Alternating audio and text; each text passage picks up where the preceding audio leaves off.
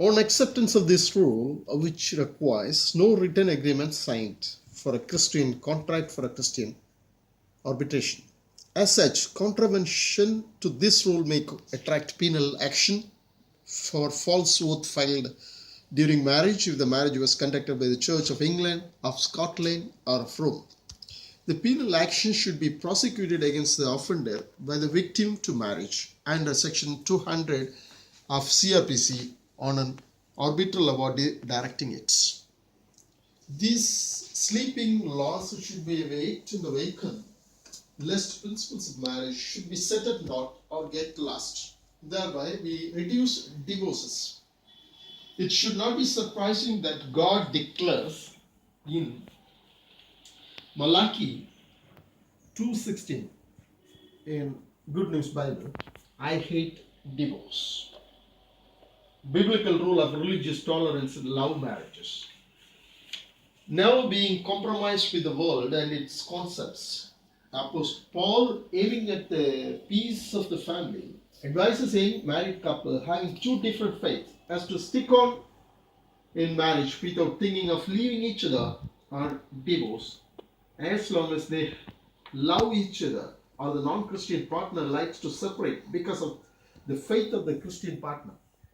Paul expects that Christian partners' love and character would bring in a change in the other non-believing partner, which he believes as the work of God. In this connection, we could see a novel question that came up for decision before the High Court of Kerala in Bini versus K.V. Sundara.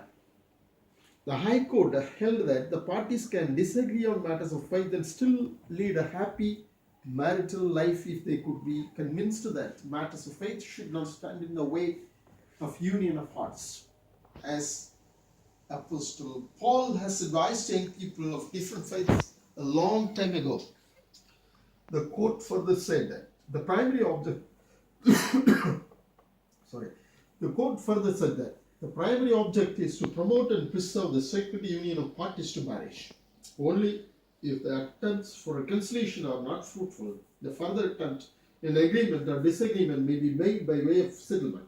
A few other judgments also support this view firmly. The Pauline Christians, being foreigners, may volunteer the church by appointing it as the arbitrators within the latitude permitted in India, and thus help lessen the burden of the honorable courts. Christian concept of arbitration.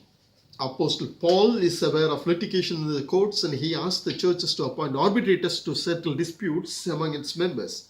The development of alternative dispute resolution processes such as negotiation at the beginning, then mediation and arbitration, and the special synergy between mediation and arbitration systematically started with Jesus Christ, though the fragments of ADR system in many forms prevailed in many parts of the world.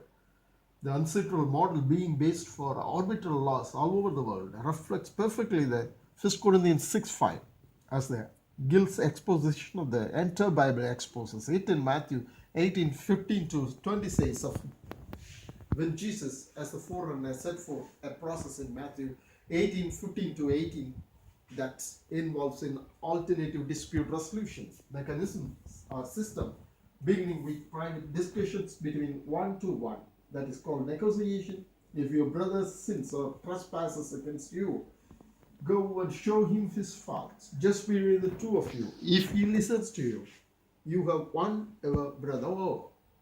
Then followed by mediation or conciliation in case of failure, but if he will not listen,